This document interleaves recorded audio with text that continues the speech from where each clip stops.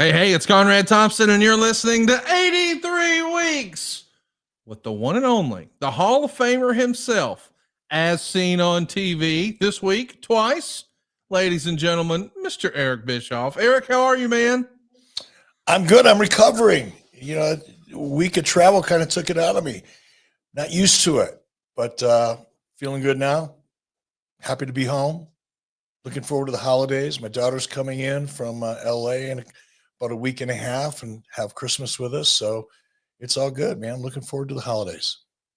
Well, we are here live with Eric Bischoff at 83weeks.com. If you haven't already, what are you waiting for? Hit that subscribe button, turn on your notifications bell. And when I say live, I mean live.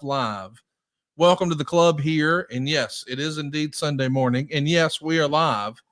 Normally you hear our podcasts on Fridays, but Eric, you had one of the craziest weeks in a while you've had. All of a sudden I see you on NXT on Tuesday. I think you got to hang out at the Performance Center a little bit on Wednesday.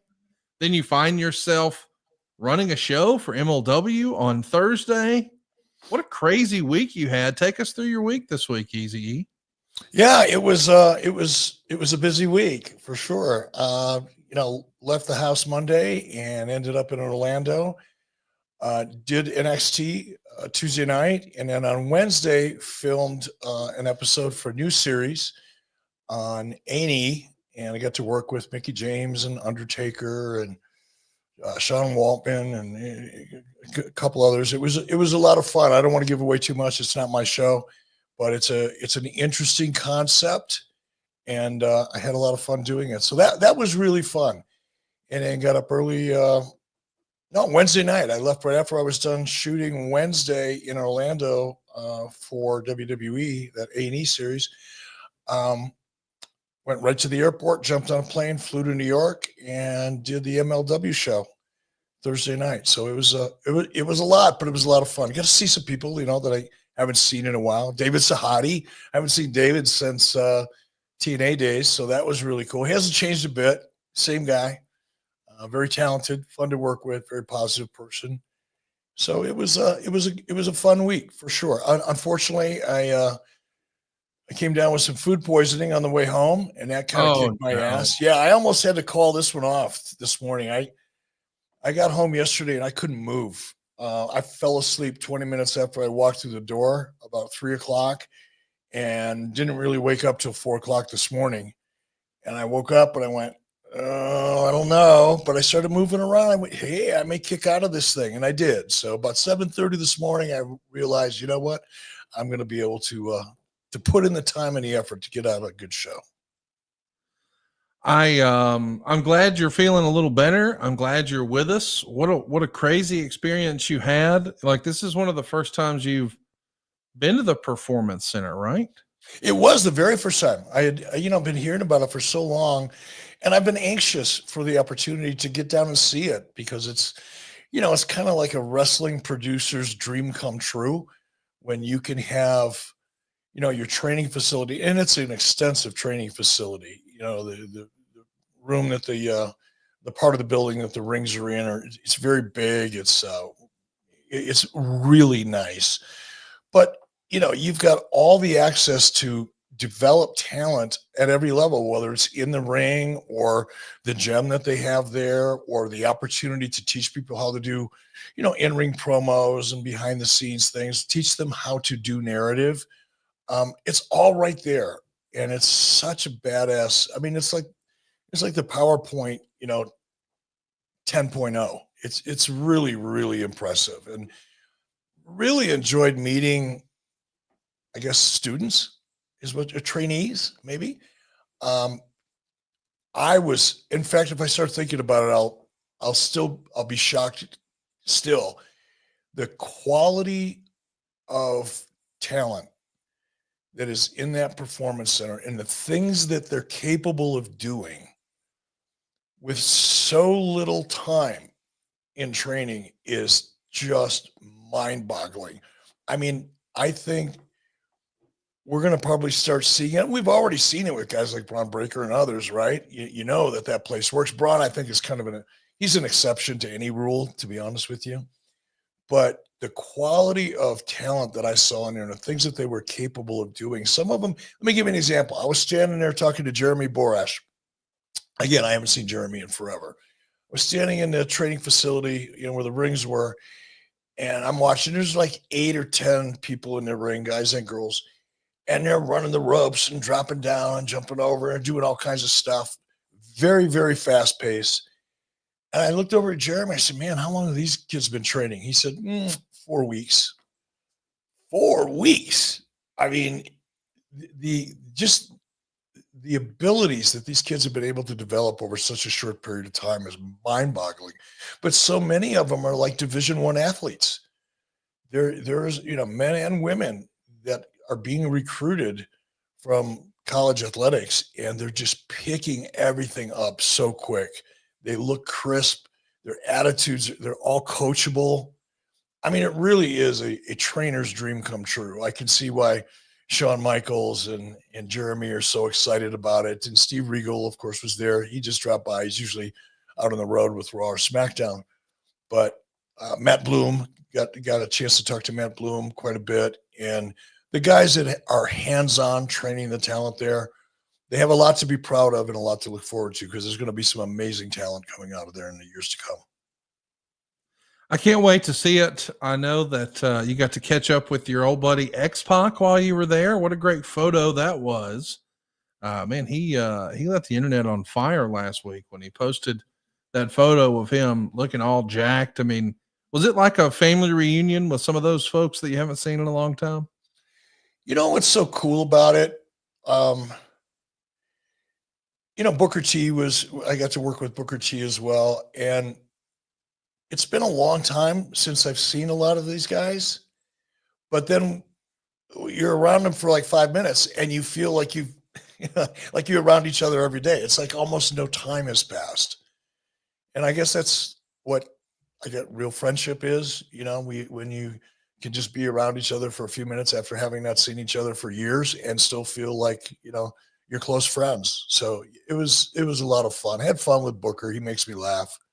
He's just got such a great sense of humor. I saw you take a selfie or have a photo made with Ethan Page, and I think you called yourself the Dynamite Dudes hanging out. That maybe a little innuendo there. Was that your first time hanging out with Ethan? Yeah. He was outside my dressing room speaking with somebody, and I had the door open. I wasn't getting dressed or anything. I was just going in and out of there, checking my emails or whatever. And he was standing outside the door talking to somebody, and whoever he was talking to, I don't remember who it was, said, "Hey man, you guys should post a picture together. It'll drive some people crazy." And I'm like, "Count me in. I'm that guy. If we could stir it up, get all the crazies out there on the internet pissed off, let's do it." So yeah, that was fun. He's a classy guy. It's interesting to see, who all was there. Of course, we showed that picture with you and Shawn Michaels too. And I can't help anytime I see a picture of you and Shawn Michaels, but think, what if, in an alternate universe, if he would have made the jump to WCW? I assume you ran into Jeremy Borash, who you spent some time with in TNA, and probably a lot of guys you haven't seen in a long time now down at the Performance Center in 2024. Yeah, it was cool seeing Jeremy. He's come so far. I guess he, first showed up in professional wrestling under the Russo regime in WCW after I had left. And of course I came back for a short period of time, and I was familiar with Jeremy, but I didn't, quite honestly, when I came back to WCW, I wasn't sure what Jeremy did. And of course ran into him again in TNA, and Jeremy he was like the jack of all trades. He was doing announcing, which by the way, he was a pretty good announcer. I really liked working with him. He and we did a color play-by-play on, I think it was one match or one show. And I really enjoyed working with him. He thinks he's quick on his feet, but he got into the production side of things and editing, and now he's done very, very well for himself. And I'm so proud of him.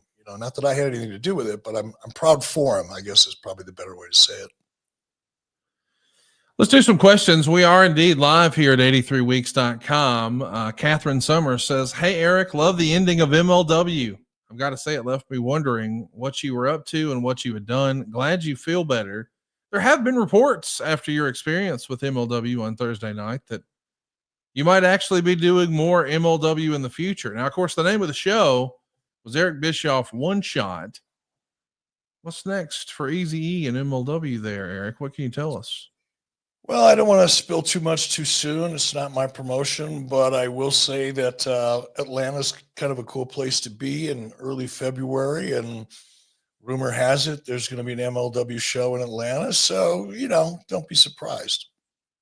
How about that? I hope it's at Center Stage. I know they've ran that venue before.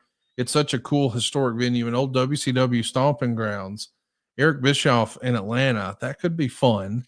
And and that's one thing I am looking forward to. I don't know how much longer I'm going to be doing these live wrestling shows. It's just it takes a lot, because of where I live and everything to get me there and back. So if this is going to be my last live wrestling appearance, it's kind of cool that I'm going to do it at Center Stage. It's kind of full circle. So we'll see. I haven't made up my mind for sure yet, but if indeed it will be my last live appearance, then I'm glad I'm doing it at Center Stage. It's going to be interesting to see what happens with you and MLW. And I don't ever want to hear about the end. And I know that you don't really want to talk about the end. And that's why you stay on top of things like Lumen. Lumen's the world's first handheld metabolic coach. It's a device that measures your metabolism through your breath. And on the app, it lets you know if you're burning fat or carbs. Then it gives you tailored guidance to improve your nutrition, your workouts, your sleep, and even your stress management.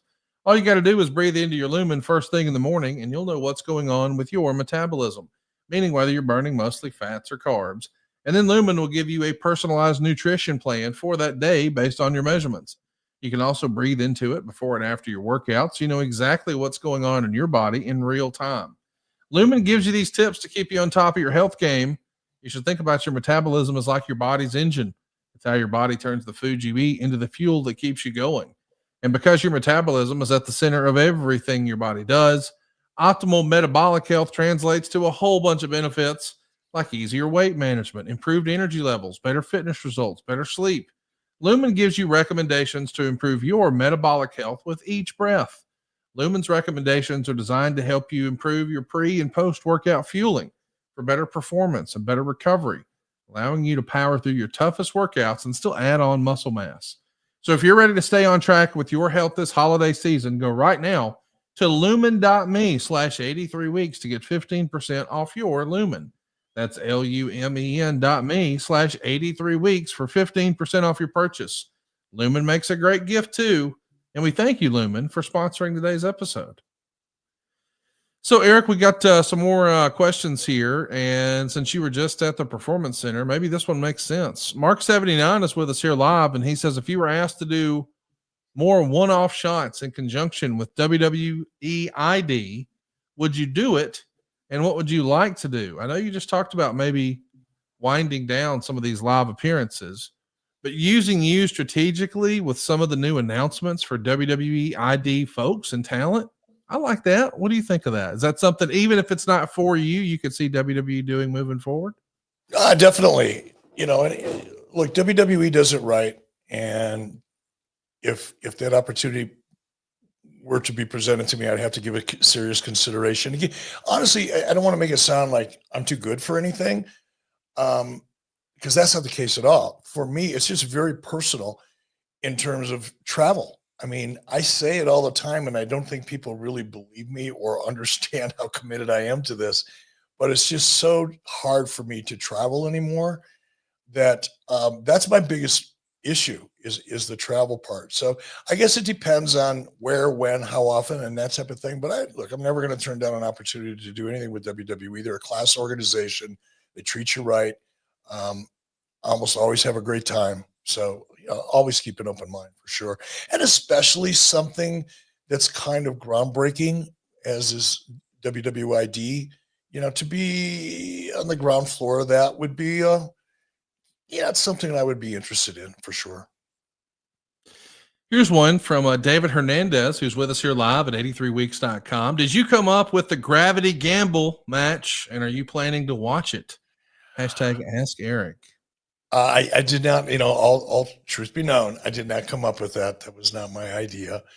And probably will watch it. I got to know Court and some of the talent at MLW, Georges St. Laurent. I got to meet him in person and work with him. And I really like working with Court and his team. They're nice guys. They work hard. They're smart. They're creative. The format of that show that I did for them was really well put together. I enjoy working with them. So, as I've said before, man, as long as I'm having fun, all bets are off. Anything could happen. But yeah, I'll probably check it out. I'm curious as to see how that match plays out. And me, I'm not a gimmick guy, but the vignette that David Sahadi put together for it really intrigued me, which is the sign of a good vignette. David's one of the best. David Sahadi is really good at putting those packages together. So yeah, I'll probably check it out for sure. I don't know that everybody caught this, but on the MLW broadcast, they had a little announcer camera set up on the desk, and you shoehorned yourself in there in that third spot and couldn't help yourself. You gave away the results of a taped Impact show that was airing head to head against the live MLW show, referencing, hey, you don't have to change the channel and watch that other taped show. The Hardy Boys are going to pick up a win in the main event on TNA tonight. I just thought that was fantastic. What a great callback to Nitro. How fun! You know what? I got to tell you, Conrad, I was a little reluctant to do it. And there were a couple things that they wanted me to do, and some of them I didn't do. But that was one where I went, oh, man, do I really want to do that? I mean, I got nothing against Impact. And then I thought, well, wait a minute. Last time I did this, a whole bunch of people switched channels and went over to watch them. So maybe I'm doing them a favor. So I talked myself into it, and hopefully it didn't hurt anything. I doubt that it did. Well, by the way, when you said it, I know you weren't watching it backstage. That match had already happened. So you didn't actually spoil anything. But it was a nice, fun callback. Like it had already happened on their program. So you didn't hurt anything, but I just thought, man, what a fun callback. I really enjoyed that. Was there anybody that really stood out to you in your MLW experience you'd like to put over? I mean, you said some nice things about David Sahadi as far as in-ring talent that you weren't familiar with but caught your eye. Was there anybody who stood out? Oh, I'm gonna hate myself. I'm gonna chalk this up to food poisoning because my brain isn't functioning at 100%. But I did a backstage interview with a gentleman from CMLL, and I can't Mystico? remember. No, it was not Mystico. It was he confronted me backstage, and he says, oh man, I think we should be watching some HLA. And my response was, politically correct environment, probably not such a good idea. And he said, no, hot lucha action. Oh, so, I do remember that. Okay, I got you. And I'm so embarrassed that I can't remember his name, but whatever. I'll apologize to him in person next time I see him. But he's really, really talented. I mean, that was one take. He had most of the dialogue, but he's really good. He's really, really, really good at what he does. So that was fun. Cesar Duran, I think, is the game. Yes, there we go. Cesar Duran. I'm sorry. Oh, Cesar, I'm so sorry. Did you see any of his stuff in Lucha Underground back in the day? I didn't. I didn't. And I was informed that, he had a big role there. Yeah. He also was, I think he was a character in a couple seasons of the Mayans episode, which was a spinoff of Sons of Anarchy. So clearly he's a performer, and that was apparent the minute we started working together because he's a lot better than I am, man. He's really, really good. Well, we are live on a Sunday morning, and they've just announced that Alabama is out of the college football playoff. It's official, Eric. This new system, man, we've had a Montreal screw job. It feels like today we had a Tuscaloosa screw job. I just can't imagine what it's like being in Alabama right now. I can't imagine what it's like to be in Larry Thompson's home right now. It's got to be devastating. Yeah, I don't know that I don't know that my dad's going to get over this anytime soon. We may actually have to go to commercial soon just so we can convalesce a little bit here. Hey, Major's with us here live, and they want us to know that NXT has the best women's division in wrestling. And Major wanted to know, what did you think of Trick Williams? Major's a big fan of Trick Williams. Was this your first time meeting Trick? What did you think of him in person? And what do you make of the NXT women's division? I was really impressed, and I think we're going to be seeing the training facility, I think it had to be like 50-50 in terms of men and women.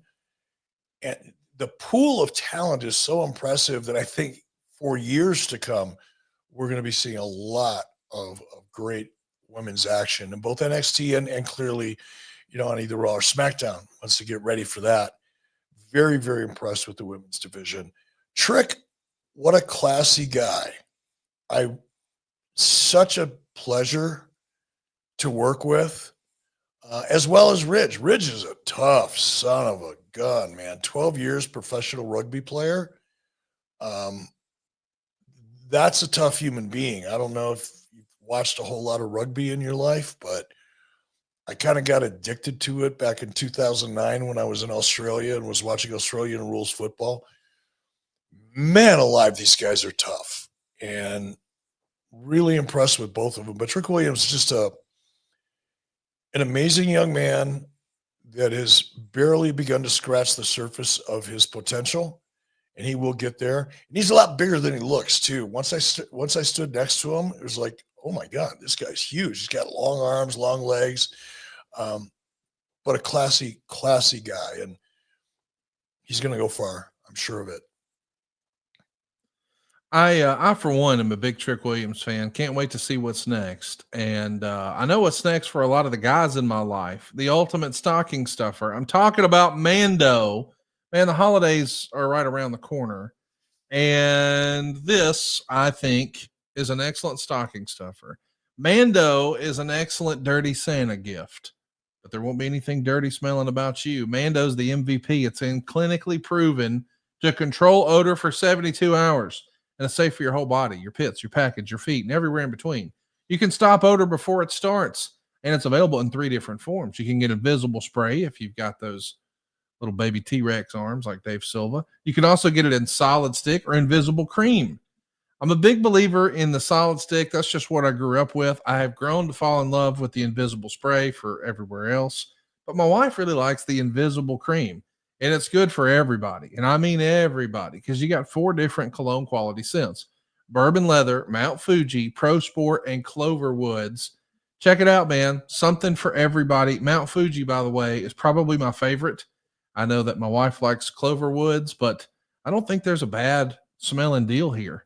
And especially when you're rocking Mando, you're not going to smell at all, because this was all created by a doctor who saw firsthand how normal BO is just being misdiagnosed and mistreated. It's powerful enough to use on the toughest body odor, but gentle enough to use everywhere. And I mean everywhere. Yes, even there. It's aluminum free. It's baking soda free. It's cruelty free. It's dye free. It's vegan. And it's going to help make you stink free. It's proven to control odor better than just a shower with soap alone. And Mando Starter Pack is perfect for new customers. And it's great to secure some last minute stocking stuffers. It comes with that solid stick deodorant, the cream tube deodorant, and 2 free products of your choice. I like the mini body wash and the deodorant wipes. You can even get free shipping. And we've got a discount code to get you hooked up on our favorite smelling whole body deodorant on the market.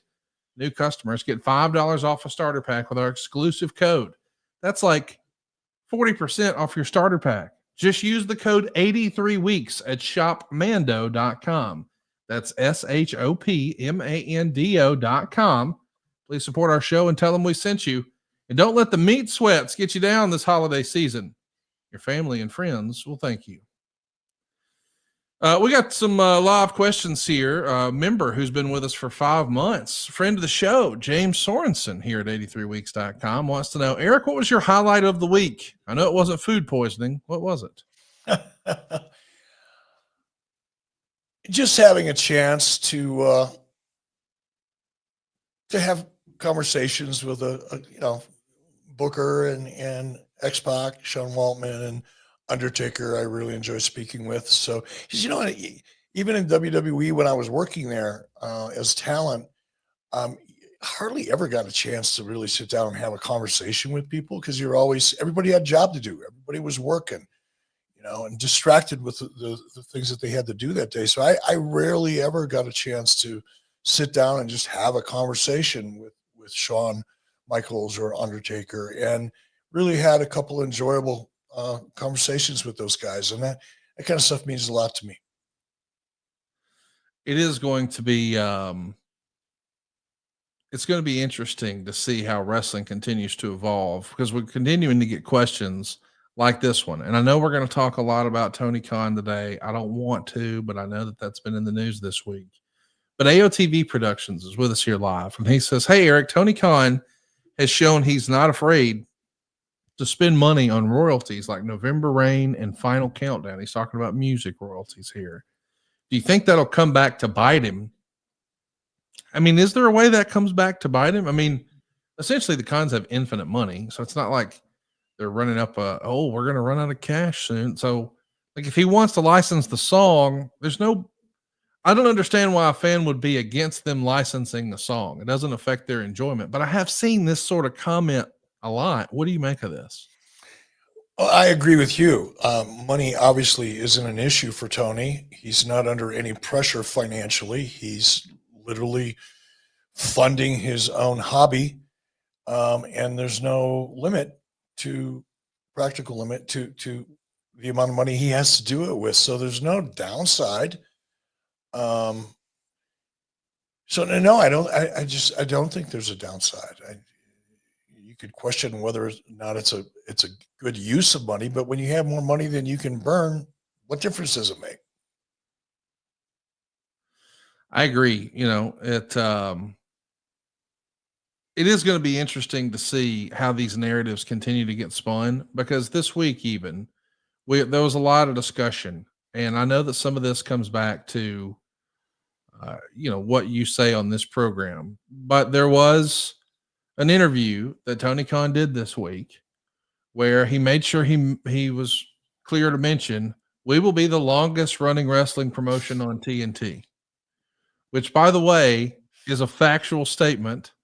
And when I read it, I laughed out loud. I don't take this sort of stuff too seriously. You've given him the business on the program many times. This feels like him needling you back. It made me chuckle. What did you think?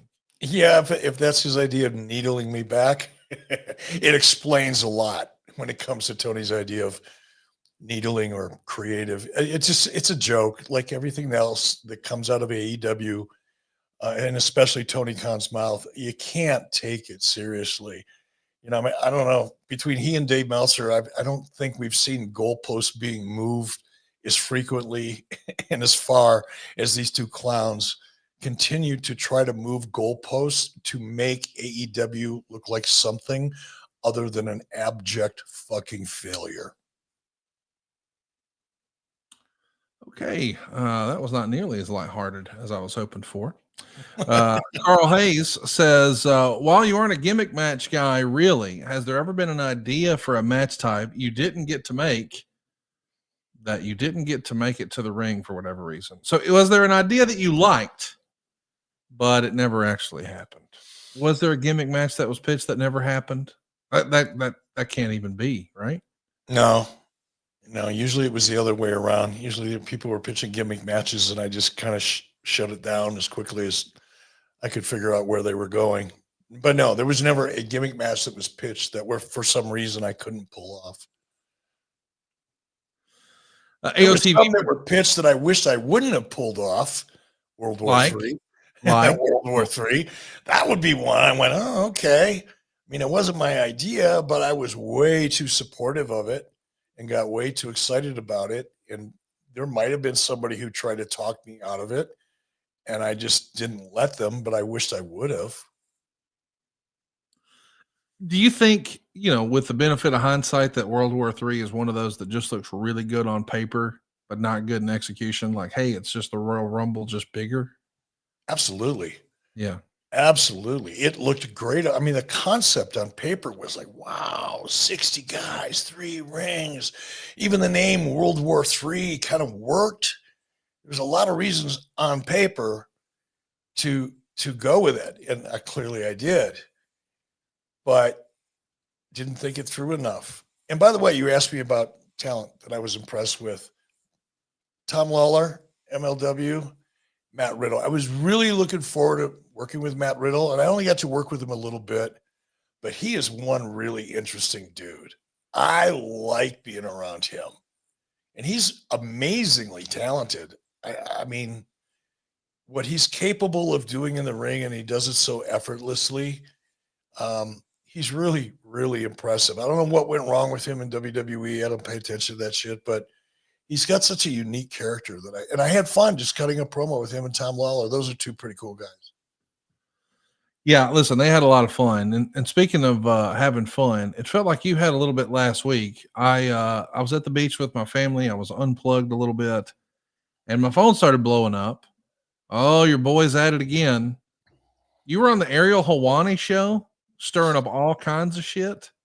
And somebody was saying, is he at a Denny's? How did this come to be where you were on Ariel Helwani's show? What'd you think of the reaction to it? And were you at a Denny's? What in the world? No, I was at the restaurant at the Billings Logan International Airport on my way to Orlando. So no, I mean, the interview was scheduled, and I really wanted to do it. I mean, anytime you get an opportunity to do Ariel's show, I'm going to do it, no matter what I'm doing or where I'm at.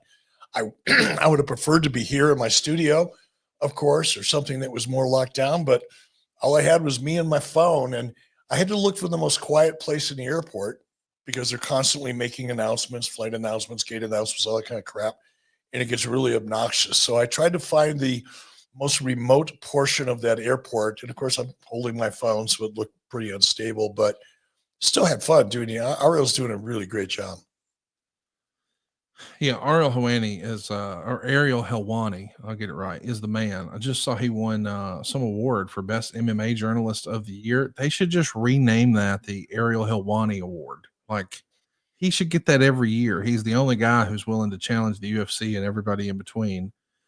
We got another question here from James 1701. He's been a member here at 83weeks.com for about half a year now, and he asked that you elaborate on your tweet about the minute-to-minute ratings for NXT versus AEW this week. And then we saw other people congratulating you. I guess that means technically you had a better rating than Mercedes Moné. Am I reading that right? I don't know, to be honest with you. And I never saw the minute-by-minute ratings. I was just fucking with people. I did see the quarter-hour ratings, though, and my appearance covered 2 quarter hours, the beginning of one and a full one afterwards, and they were 2 of the highest rated in the demo quarters. So there's that, which, look, people, everybody that's so focused on quarter hours, that's why I threw the minute-by-minute thing in there, because nobody ever talks about that anymore. But look, nobody was going to tune into NXT because Eric Bischoff was there. Nobody was going to tune out of NXT because Eric Bischoff was there. They were going to tune into that show, and if I was there and somebody appreciated it, it's like having garnish on the plate. If not, no big deal. But I just had to have some fun with it and make light of it. You know, I did see people pointing out, I don't know if you saw this, but there's a whole contingent of AEW haters. I'm sorry, Eric Bischoff haters. And these Eric Bischoff haters were saying, oh, Eric Bischoff was on NXT and then they had their lowest rating of the year, or their lowest rating in a while, or whatever it may be. And I just thought, boy, that's interesting that they decided to point that out. And then I think when the ratings came out for AEW, I could be mistaken, but I think NXT still wound up with a stronger rating than AEW. It's a weird thing, this tribalism that has now, man, it's thriving on the internet wrestling community between yourself and Dave Meltzer and the AEW diehards and the WWE diehards. What do you make of that back and forth about ratings for your appearance? Like, what? It's just a reflection. You know, I made a comment. We'll probably cover it a little in a little bit about, you know, just when you think you've hit rock bottom when it comes to the delusional AEW fan base, you realize that, you know, there's a basement. Clueless has a basement, I think is what I said. And the people that are responding, let me make this really clear. I'm sure there are some fans, viewers who watch AEW that aren't a part of this silly, Twitter bullshit. They're not the most vocal ones, but the most vocal ones are absolutely exposing themselves for being as clueless as I accuse them to be. In fact, even more so. But it starts with Tony Khan. All the way back to when they launched AEW, everything was about shitting all over WWE. Tony Khan and Dave Meltzer created it. Dave Meltzer perpetuates it by continuing to make excuses and spin bullshit and just say the dumbest shit in the world while defending AEW. And the more Dave Meltzer does it, the more people turn against the brand. I think Dave Meltzer is probably the worst thing that could be associated with that brand because he continues to say the dumbest shit, which all it does is stir people up to be even more anti. He probably does a better job of turning people off to AEW than any of my comments do because he's so transparently stupid and trying so hard to make it look like Tony Khan is a success. The show is an embarrassment to the genre. And Dave Meltzer does everything he can to try to spin it. And every time I don't know how much more credibility one person could lose, but it's fun. I love fucking with them. They're easy. It's really easy to, if I need to be entertained, like if I'm in between catching flights, which is usually when it happens, is if I'm in between something and I'm bored, I'll say, I'm just going to fuck with some people on Twitter because that's always fun. And it's so easy. It's like taking candy from a baby, for crying out loud. And when they react, it's everything I accuse them of being, clueless. And clearly, Dave is the most clueless of them all. Franklin D. Bluth is with us here live, and he says, based Easy EW, you pointed out on Aaron Hawani's show that Thanksgiving Eve for AEW last year, they did 845,000 viewers. This year, they were down to 536. And I think you referred to AEW in a not so nice manner after that. You made a reference that I've never heard before. And then you said, as your prediction, that they'll fall under 500,000 viewers in mid-April to May. Yep. And I disagree with that. I don't think that'll be the case. But I am curious, why do you think that that'll be the case? Will it be because is that WrestleMania season? Is it sweeps? Is there something else? Why April, May, Eric? Well, their AEW for the past 3 years has been losing anywhere between 20 and 25% of their audience every year for the last 3 years. I didn't go all the way back to 2019. I just went back 3 years. And I actually only used 20%. I didn't use the 25%, but I probably could have. Wanted to be a little conservative in my approach. And I just did the math. And when I did that math, it suggested that AEW would be consistently under 500,000 this year, or 2025. But I think because of the NBA playoffs, because starting around April, May, NBA playoffs, the weather starts getting nice. Fewer people are using televisions. It's called hut levels, households using television. Fewer people will be indoors watching TV and finding other things to do in parts of the country where the weather's cold in the wintertime. So I think the combination of the NBA playoffs, the time of year, again, hut levels, and the fact that AEW has been losing 20 to 25% of their viewing audience consistently for 3 years, I'm 95% sure I'm right that before May 15th, there are going to be AEW numbers that are going to come in under 400,000 or in the 400s. Under 500. Under 500, right. I mean, that would be just a couple of months before All In. I just don't see that happening there. Okay. We'll see, though. Maybe I'm wrong. It's possible. It's rare. I'm almost always right when it comes to this shit. I don't think you can point to anything that I've ever said or a prediction I've ever made that was wrong. I'm almost always right. I could probably give you a list of all the things I predicted that became true when nobody thought they would when I predicted it, but they do. Because I kind of know this shit. It's not that hard. It's really not that hard. 82% of folks watching live right now at 83weeks.com believe, Eric, that AEW will be in the 400s by May. Lord, I hope that's not true. Goodness gracious. But something I know is true is that Manscaped can hook you up just in time for the holiday season. I have made Manscaped my go-to dirty Santa for the guys in my life. If I'm going to be doing a gift swap with my friends, man, they can always count on Manscaped for me. It always gets a big cheap laugh. People think it's a joke, and they think it's a fun sort of ribbing type gift. And then a couple of weeks later, inevitably, they pull me aside and they say, "Hey, man, that Manscaped, that was legit. Thanks for that." It paid dividends if you're picking up what I'm putting down, and you need one. It's the Performance Package 5.0 Ultra by Manscaped. It's going to help you save your dignity this holiday season. Don't be that family member who shows up to the festivities solo and scruffy to yet another holiday gathering. Get your winter overgrowth under control with the Weed Whacker 2.0 and let the Lawnmower 5.0 Ultra help you seal the deal this cuffing season. More than 11 million men worldwide are trusting Manscaped.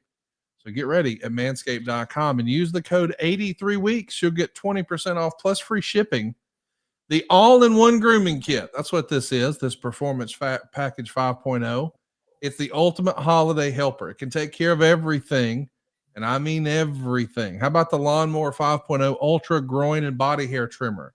It's reliable, it's efficient, it's ready to perform, and it's got a couple of different skin-safe blade heads you don't want to miss out on. How about the Weed Whacker 2.0? It's my wife and I's favorite. It's your ear and nose hair trimmer. And man, there's nothing more off-putting than seeing a dude with a gnarly one hanging out of his nose. Don't let that be you. And don't forget your ball bag, would you? They need some TLC. That's why the Crop Soother Ball Aftershave Lotion and the Crop Preserver Anti-Chafing Ball Deodorant are here for the hot tag. You can even get 2 free gifts included in this package. So not only do you get the Lawnmower 5.0 for your body hair, but you also get the Weed Whacker 2.0 for your ear and nose hair. You get your Crop Preserver and your Crop Soother, so your balls are covered. And now let's really cover them. The Boxers 2.0 Midnight Bravo and the brand new Shed 2.0 toiletry bag. This is the ultimate prize pack. If you've got somebody who's hard to buy for, there's a dude in your life, let me tell you, he doesn't want ties. He doesn't want socks. He doesn't want T-shirts. Here's what he wants. He wants Manscaped because of what that's going to bring for his life if you're picking up what I'm putting down. Get 20% off plus free shipping with the code 83weeks at manscaped.com. That's 20% off plus free shipping with the code 83weeks at manscaped.com. Stay on top of your grooming game and be ready for anything the season throws your way. Eric, we got another question here from James Sorensen. He and others are pushing for everyone to call AEW All Eric Wrestling in recognition that you own Tony. Listen, I know that some of our hardcore supporters, man, they're just beating that drum. But I don't think, I mean, the thing is, like, I think what's misconstrued is you don't hate AEW. You just feel like there's mistakes that they're making that need to be corrected because AEW doing strong business is good for the wrestling business. It's good for everyone involved. If anything, you're not pulling for AEW to fail. You're pulling for AEW to succeed. You just think they're making mistakes in real time, right? You know, it's funny. I was listening to John Pollock and Brandon Thurston yesterday on my way home at the airport. I just dropped in on something they had posted. And I have a lot of respect for Brandon Thurston. He does a really good job, in my opinion, of compiling data and presenting it in a way that's, for the most part, pretty digestible for non-data analytics types like me. But part of what they were talking about is, you know, Brandon came out and said, you know, I don't really agree with Eric Bischoff and his assertion that, you know, the stories, there's not enough stories in AEW where the stories aren't very good, but there's something wrong. Well, and again, I don't mean to be disrespectful to Brandon because I do respect what he does. And I've had him on my podcast, Wise Choices, Strictly Business in the past with John Alba. And I've always really enjoyed speaking with him. But look, you cannot look at the trajectory. Let's call it a spiral because that's what it is. You can't look at the downward spiral in both ratings, which, look, I agree, ratings don't mean everything. But when you're dependent on television rights fees for 80% of your revenue, they kind of fucking do. So when you look at this death spiral that ratings have been in and continue to spiral, when you look at the fact that ticket sales are spiraling just as fast, if it's not creative, what is it? It's certainly not the talent. There's a wealth of talent in that company. Proven commodities, young talent, established talent. It's not a talent issue. It's certainly not a network issue. It's a creative issue. Tony Khan is clueless and stubborn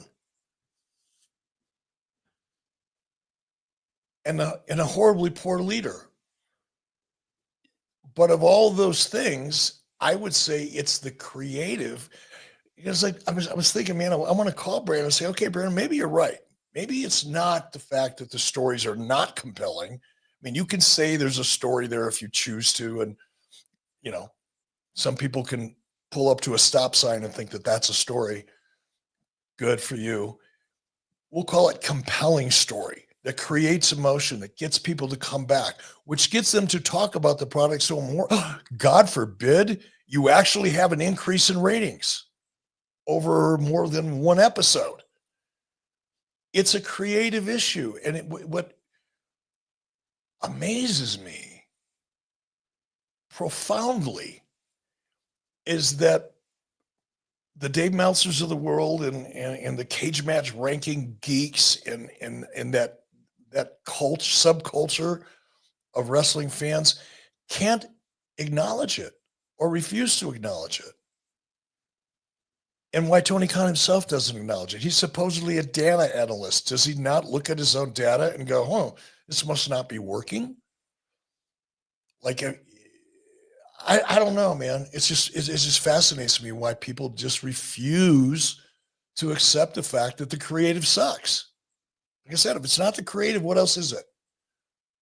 What can we imagine would have the impact that we've seen on AEW if it's not creative? It's a mystery to me. I wanted to get your take on something that, man, it feels like everybody's had an opinion on. This past week, we saw Ray Phoenix take to Twitter and maybe he posted a cryptic message. That's the way a lot of people perceived it. He wrote, "No one stays in a place where they received inhumane treatment." And he replied to another tweet later and said that one day he'll tell his story.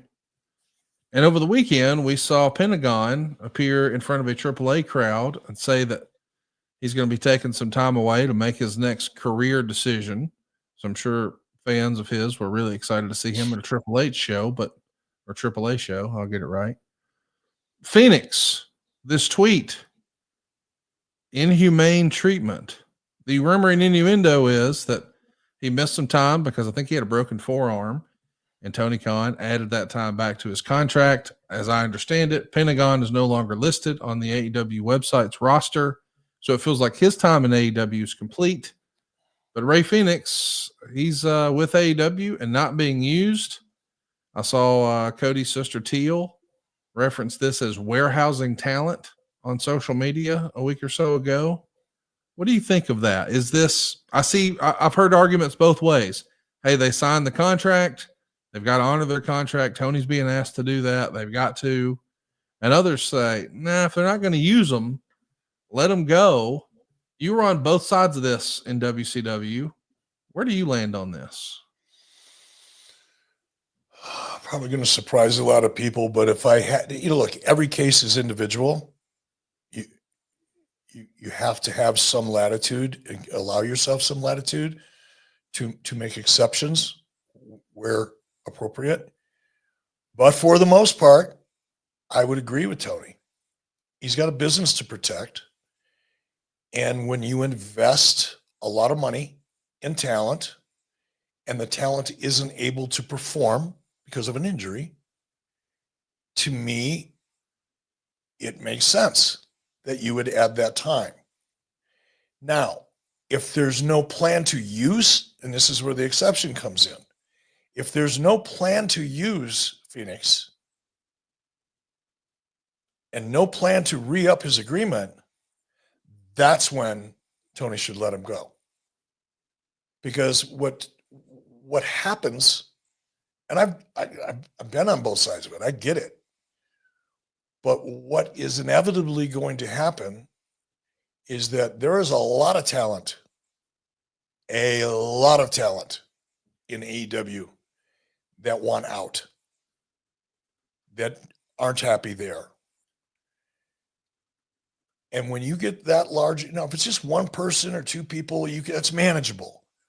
But when you get a significant portion of your roster that you're not using and you're paying them and they want out and you don't let them out, it only gets worse.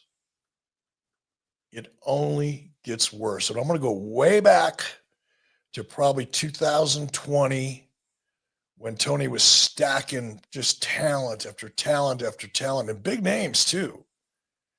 I made the point that Tony needs to be careful because it's one thing to aggregate all that talent, to collect talent like you're collecting action figures. And a lot of that talent will initially be optimistic because, hey, they've been successful in the past. This is an opportunity to do something different on television. And, oh, by the way, they're making a lot of money, in some cases more money than they've ever made. And that's cool for a while. But when you get talent that's really driven to perform, they will all of a sudden start becoming very used to that money. It's no longer a big deal for them. It happens. It's, I guess, human nature. And once they can no longer say to themselves, well, it doesn't matter, I'm not being used. At least I'm getting a big check every 2 weeks. Once that, at least I'm getting a big check every 2 weeks starts wearing off, now you got a bunch of unhappy sons of bitches. And rightfully so. So if Tony's not going to use someone, now again, if he plans on using them, great. I would defend Tony's position. But if he's not going to use them and just warehouse them because he's scared to death of them going to WWE and looking like he's not managing talent well, which he's clearly not, but you don't want it to be obvious. He doesn't want another Cody Rhodes example. Doesn't want another CM Punk example. Those are two big, those are Stone Cold Steve Austin level losses. You don't want any more of that than necessary, which is fine if you're going to keep them and use them. But if all you're going to do is punish them and pay them, that's stupid. That is clearly stupid. And it's going to come back to bite them in the ass. Trust me. I'm not trying to be argumentative. I'm trying to understand. How is it going to bite him in the ass? It'll get ugly. People start talking. It'll make its way to the public domain, and then it takes on a life of its own. I went through it with Conan. I went through it with Scott Levy. I mean, I've gone through it. I know what's going to happen. It starts out guys in the locker room bitching and complaining to each other, which is nothing new. That happens every day. But then it'll reach a certain level where it starts spilling out into the public domain, and then it takes on a life of its own, and it's a much, much bigger problem than just, should I let Ray Phoenix go or not? Do you think we see any of these names that we've been hearing about? You think we see any of them pop up? Oh, I don't know, around Royal Rumble time somewhere else? Could be. I'm not close enough to any of it to know, but well, makes Royal Rumble exciting. If nothing else, it keeps everybody wondering about Royal Rumble. It is going to be interesting to see, because it does feel like the company when you take a look at AEW, it feels like even creatively, like they're trying new things. I saw Kyle Fletcher doing media for Chicago, and Kyle Fletcher is a name that is not necessarily a household name to a lot of wrestling fans, but man, he's been getting the push of a lifetime and getting wins over guys like Will Ospreay. Like, do you think that, because I know that when Paul Heyman was taking a look at TNA once upon a time, allegedly, if he would have gotten his hands on it, one of the things he wanted to do was get rid of everyone over 40. He wanted really young talent. Maybe you'd have one guy in that Terry Funk role in ECW, but he really wanted young talent. And you see that parroted a lot by even Dave Meltzer, who a few months ago was pretty critical about the use of Shelton Benjamin in AEW, saying, hey, this guy's been on, and he even kind of doubled down on that last week. Do you think that youth and new might be the answer? Because it feels like they've collected a lot of the WWE legacy performers, whether it was Punk or Cody or Daniel Bryan, none of which are doing anything with AEW now, but all the others, you know, the Moxleys and the Miros and the Bobby Lashleys and the Edge and Christians and Malachi Blacks. And there's been Keith Lee. There's been a lot of WWE talent that appeared on AEW programming. Do you think the new key to growth is new people we've never seen before? And you've got to watch them. You got to watch AEW if you want to see that guy, whoever the next big it thing is, or is there a magic bullet out there we don't know about? There's no magic bullet anywhere. And this is why it always comes back to creative. And I think Mercedes Moné is going to be the best example for me to respond to in this one. Mercedes Moné is not old. She's relatively young. She was a massive star in WWE. Massive.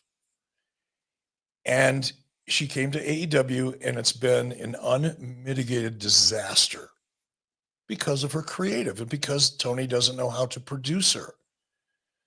In WWE, she was protected because people there understood what her strengths were, but more importantly, understood what her weaknesses were, and they produced her accordingly. But because Tony Khan is clueless and he has zero experience and no feel or instinct whatsoever for the television industry, he brought this megastar in from WWE who's not over the hill and old, who was an established superstar, and again, abject failure. It's the creative, stupid, not you, obviously, Conrad, or not the people listening, but it's just the creative. So if Dave Meltzer, again, who has never produced 2 minutes of television in his miserable life, is of the assumption or belief that, well, all you need to do to fix this is bring in younger talent, that's not over. Look at Will Ospreay. He's not over. He's over to Tony. He's over to the 500,000 or 600,000 people that watch AEW, I guess. But over means you're growing your business. You're selling more tickets. You're getting increased ratings. Every other metric in your business model is improving because you have a talent that is successful and adding to your product. None of the people that are in AEW are accomplishing that, and it's not their fault. It's the creative and Tony's inability to produce compelling television. So it doesn't matter. I mean, you bring in some young 25-year-old, 28-year-old that's supposedly, according to the Cage Match rankings, the next big star, and nobody knows who they are. That's the huge disconnect for me between the, as I referred to him this past weekend, you know, the dirt sheet cage match ranking nerds, is they have no clue what makes the business actually work. To get rid of all your over 40 talent, and I don't know anybody's ages, and then bring in a bunch of people that nobody fucking knows except for the cage match ranking geeks, and you think you're going to build a company on that? That is a reflection of just how clueless and disconnected people like Dave Meltzer and those who follow him or believe what he says and Tony Khan are. They're absolutely disconnected from reality. Well, if you don't want to be disconnected from reality, can I recommend True Classic? Man, it's exactly what every dude wants just in time for the holidays. When we find something that fits us right, man, we're going to wear it out. It becomes our favorite pair of pants, our favorite joggers, our favorite hoodie, our favorite t-shirt. And we just want to wear it until there's holes in the damn thing. And eventually our wife says, honey, you got to throw that one out. I hear you, but it's my favorite shirt. It's my favorite pair of pants. It's my favorite True Classic. True Classic's going to be your new favorite. And they've got you hooked up exactly what guides want. How about packs of 3, 6, and 9 for all of your favorite products? When you find the right fit, when you find something you really like, True Classic makes sure that you don't run out with these 3, 6, and 9 packs. We're talking premium products at an affordable price. We're talking the perfect fit for your shirts too. Snug in the arms and chest, just the right amount of room in the midsection. They got you covered up for the winter too. How about the long sleeve Henleys, the waffle hoodies, the jeans, the button ups, the joggers? They've even got really nice active wear, moisture wicking, quick dry, odor control. You can mix and match this to work with your lifestyle. They've got a 100% perfect fit guarantee. They've got easy returns. They've got over 4 million customers and over 200,000 reviews. And the holidays are here. And True Classics ultra comfortable, perfect fitting essentials make for the perfect gift for you and the men in your life. So if you're ready to upgrade your closet, shop now and unlock big savings on their huge holiday sale. Just go to our exclusive link at trueclassic.com/83 weeks to save. That's trueclassic.com/83 weeks. Please support our show and let them know we sent you in the year with holiday cheer. Thanks to True Classic. Hey, we got a live studio audience here at 83weeks.com. If you haven't already, be sure to hit that subscribe button and turn on your notifications bell. You don't want to miss the next time we're live. I'm trying to keep up with these live questions as they come in, but let me see if I can find one in particular. Someone, I forget who it was, if I can find it here, took issue with me saying, hey, it feels like Kyle Fletcher's in for the push of a lifetime with his win over Will Ospreay. And someone was like, what? That's the push of a lifetime? Of Kyle Fletcher's lifetime, you dumb shit. What's your other big signature win in his career if it's not beating the recognized top guy? I mean, listen, if we got to do simple fucking math on this show for you, we will, you ignorant son of a bitch. See, now you're becoming like me. See, well, I'm just saying, like, you know, I've got all this. First of all, we're doing a fucking show here, guys. So when Eric is healing on AEW, I'm going to defend it. Here's the reason why. I'm friends with Tony Khan. Make no secret about it. I also do shows, maybe you've heard of these guys, with Jeff Jarrett, Jim Ross, and Tony Schiavone. I also have a lot of friends who work there and are all making 6-figure jobs. I don't want the place that's employing all of my friends and buddies and coworkers to go out of business. Neither does Eric. No one's rooting for AEW to fail. We want AEW to get better and get bigger and get stronger. Eric just sees some missteps. And who better to judge that than him? Not me. What the fuck do I know? I ran one wrestling show. Eric ran it when it was on top, and unfortunately ran it when it started to slide. So who's better qualified to spot these things that you can take issue with, but people just think it's just you bitching? Like Brian Alvarez went viral this week because they covered your interview with Ariel Helwani. And here's pretty much the quote. I may have one word in here wrong. Brian Alvarez said on his program, Eric said something stupid, completely stupid on Ariel's show. We don't need to explain to our audience that AEW is not dead. Eric is on WWE payroll. Of course he is. I'll let you clear the record here. What payroll are you on specifically, Eric? That's so funny. And I don't think I've ever met Brian Alvarez, but what a dumb little fucker.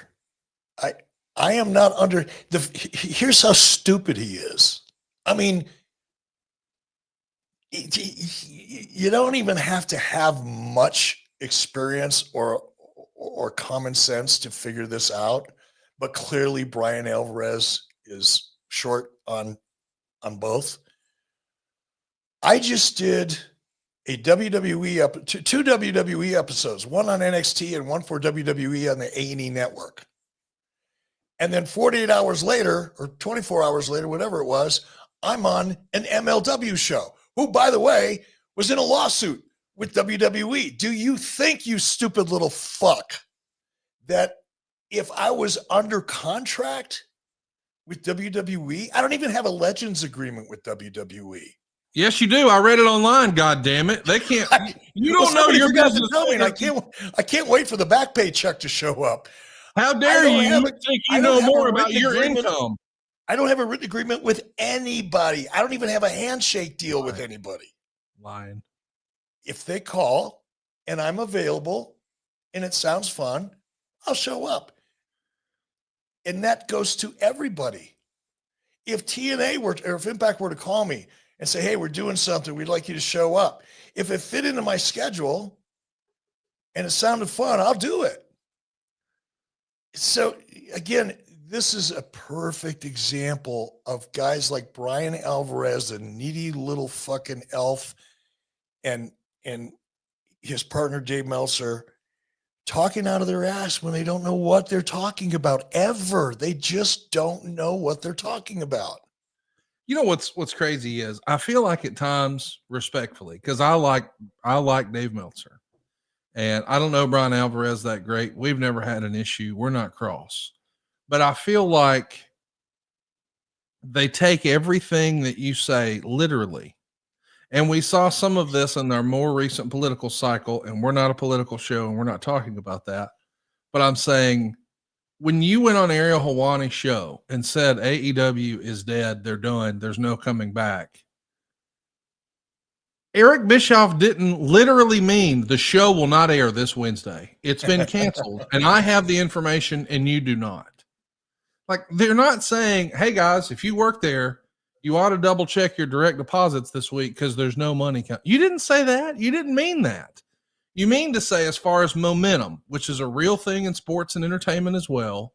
So it's certainly a thing in sports entertainment.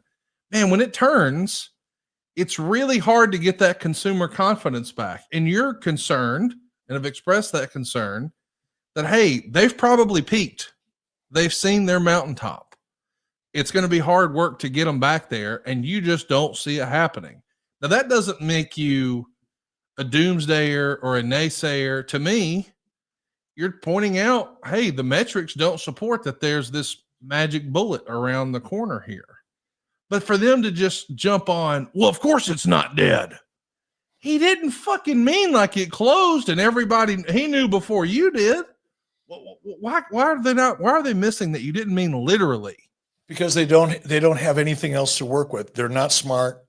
They don't understand the business. They're emotionally, especially Meltzer, emotionally tied to Tony Khan in a way that I don't clearly understand or completely understand.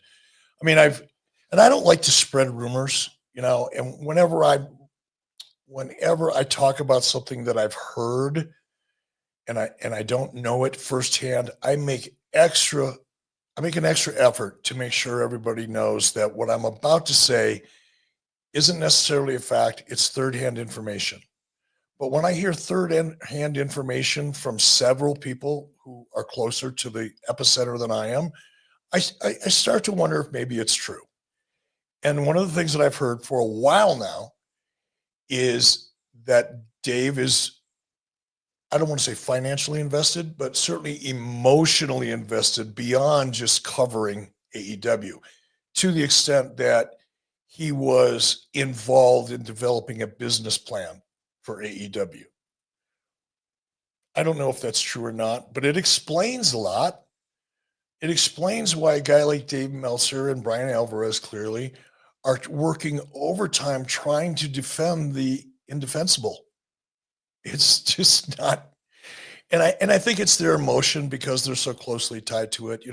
Dave for years has been, promoting the idea of these, matches for the sake of matches. Although now all of a sudden I see he's kind of reversing his position a little bit, great matches for the sake of great matches and more Japanese matches and his 5-star matches when it doesn't fucking work.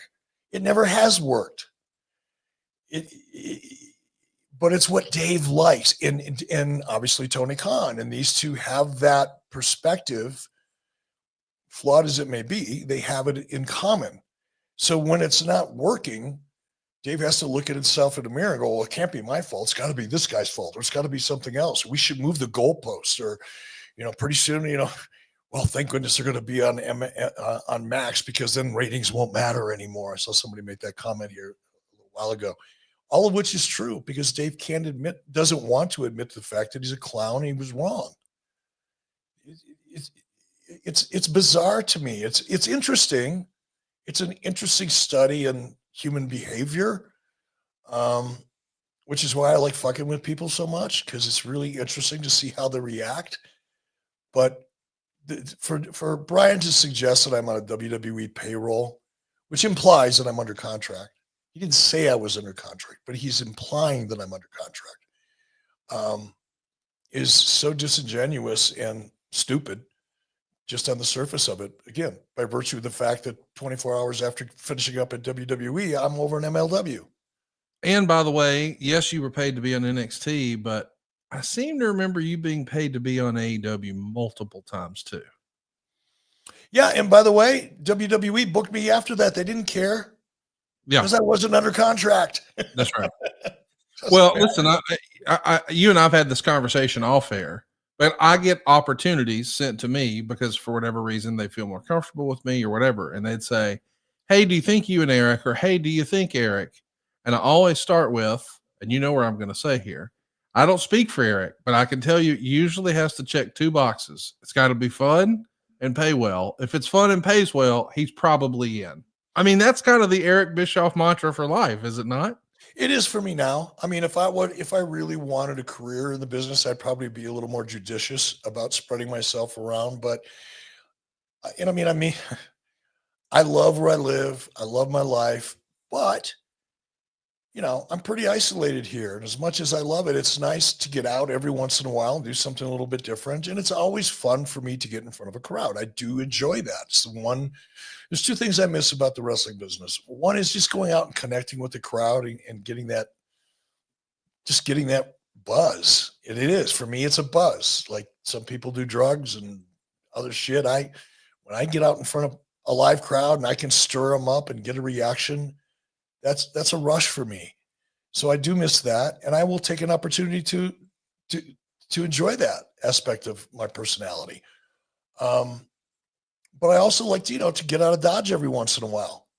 I had an opportunity to go to New York, some really great restaurants in New York. So yeah, while I'm there and I'm having fun, and in the case of MLW, I donated the money just because I wanted to, but it was fun. I'm glad I did it. And it checked the only two boxes I have. Is it fun? Does it pay? Cool. If it fits into my schedule, count me in. I don't have a list of people I will or will not work with. And, part of it is freedom.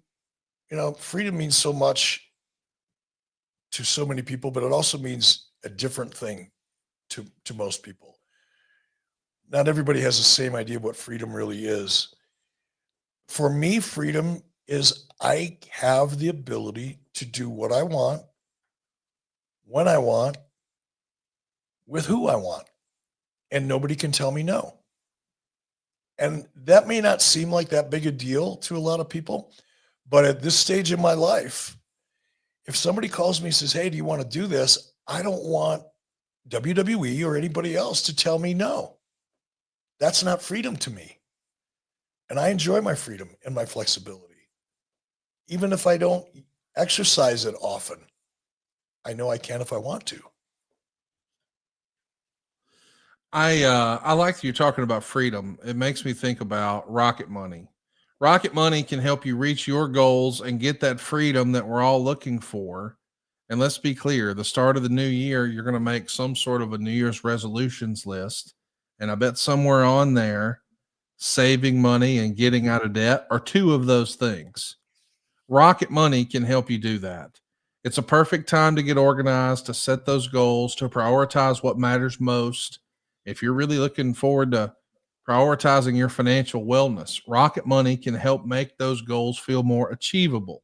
They show you all of your subscriptions right in one place, and they help you easily cancel the ones you forgot about that you've been paying for. Rocket Money can also pull together all of your spending across all your different accounts so you can clearly track all of your spending habits and see where you can cut back. Listen, the reality is we've all signed up for something and forgot about it. Rocket Money is a personal finance app that helps you find and cancel those unwanted subscriptions monitors your spending, and even helps you lower your bills so you can grow your savings. Rocket Money has a dashboard that gives you a clear view of everything. You can even create a personalized budget to keep yourself on track.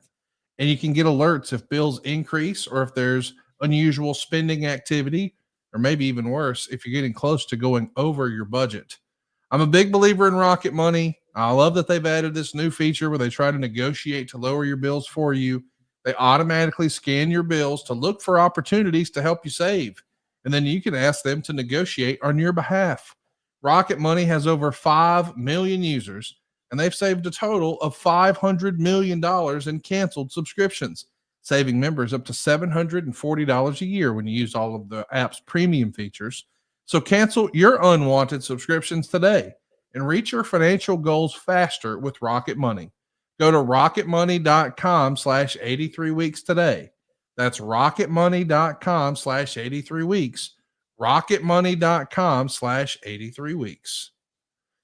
Eric, I got to ask you about that little thing that Tony said that was maybe a little needle towards you. Oh, we're going to be the longest running wrestling promotion on TNT. They're at episode like 270, I think, of Dynamite. I think Nitro had 286. So we're thinking like 16 weeks out. I think the very week where they're going to be on the air, as long as you have with Nitro for Dynamite, is March 26th. But coincidentally is the date of the very last Nitro way back when. Wouldn't it be cool if, for old time's sake, for nostalgia's sake, if the March 26th Dynamite on a Wednesday was a spring break show somewhere in Panama City on the beach? Wouldn't that be fun? Yeah, be different. I just think it's interesting that when they have the exact number of Nitros, it's going to be March 20 Dynamites as there were Nitro. I think just by the way, I don't mean to throw a wrench in anybody's parade here or plans, but I actually quit running Nitro in September of '99. Yes. So my role, I mean, first of all, WCW as a wrestling company on the Turner networks will far exceed, AEW on TNT. Again, that's like a technically correct statement, but also obviously fucking stupid. But it makes Tony feel good. It gives him something to brag about because he doesn't have much to brag about. But my role in Nitro ended really in September of 1999. So in many ways, technically, he's already exceeded that. Yeah, he's had more than you did, but I think he was just trying to make the Dynamite Nitro comparison. I mean, even the name Dynamite is clearly a wink and a nod to, I mean, even the color scheme is a wink and a nod to Nitro. I, for one, miss the spring break Panama City shows, the outdoor shows.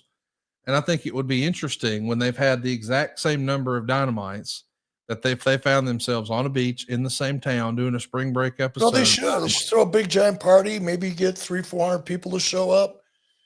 That would be awesome. Make it a celebration. Clearly it's a big accomplishment in Tony Khan's mind. Despite the fact it'll take him another 10 years to add up the same audience that I was able to generate, my 5 short years with Nitro or whatever it was. Tony would have to be on TNT for another 5 to 8 years to come even close to delivering the audience that I did. But that, it's just audience. It doesn't really matter. We do have some more things I want to get to, but man, the live questions are stacking up. Let's do one here from Vin. He says, the problem with AEW is Tony is the face and first impression and look. He has a clown look. Telling Dynamite storied or using celebs like Costco guy is seen as second rate. Tough spot being the RC Cola versus Coke. I don't know if I follow all that, but I think the idea is he feels like it's a low rent presentation compared to WWE. I mean, isn't everything though? Isn't every wrestling promotion ever? Like nobody does production better than WWE, I don't think. No, but I think there is something to Tony being the face of the company. And I understand, he owns the company, he writes a check, so he gets to write the rules. It's just the way life is. But again, you know, when I first noticed it, when AEW first started, I was hearing and seeing a lot of Chris Jericho. So much so that I thought, okay, this makes sense. Tony's going to make Chris Jericho the face of the company. Not necessarily the guy making the matches and all that, but from a PR point of view, from an optics point of view, it looked like Chris Jericho was going to be the face of the company, at least for a short period of time. And then I started seeing more and more of Tony. And I don't mean this to sound too critical, because we're all born with whatever attributes or lack thereof we're born with. You don't get to make any choices in that case. So I don't like judging people necessarily on their looks. But it's called television. It works for a reason. And it's not just Tony's look. I mean, I don't think there's anything wrong with Tony's look. I mean, I don't know. Looks like an attractive guy to me. I don't know. I have to ask my wife for a better opinion, but Tony's problem is his delivery. He's fucking horrible.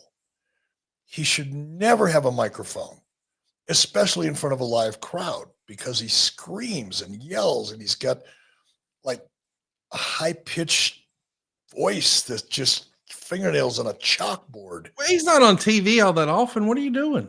He's pushing himself all the time as the general manager, owner of the team, whatever. He would be better served to be in the background. He'd be better served to have somebody who's really good on television take his place in those silly media scrums or whatever the fuck you want to call them. And all of the other time, when you see Tony Khan on TV, we should be seeing somebody else, because Tony actually takes away credibility from an already challenged brand when it comes to credibility. Some people just aren't cut out for TV, and Tony's one of them. Man, I hate that I'm going to double down on all this Tony talk right now, because I don't want to. But man, Dave Meltzer tweeted something this week that we can't let today go by without us talking about it. There's a fellow on Twitter, DL Rock 1, calls himself D-Train, and he says WCW would have never run out of business if Tony Khan were running it. And Dave Meltzer quote tweeted it and said, "I've never thought about this, but it is probably true. I mean, we'll never know. We don't know if it would have had the assent, but if he opened the checkbook and signed the top guys and treated them well, maybe would have. He could copy New Japan Pro Wrestling as well, and maybe more than just one angle, because he'd study. Sure, he'd never done the 2000 descent, but maybe he'd have never lost Austin and pushed him and more aggressively pursued Dwayne. Too many factors we don't know. So to be clear, and boy, I feel like I need to put the nose and hair on. I like Dave Meltzer.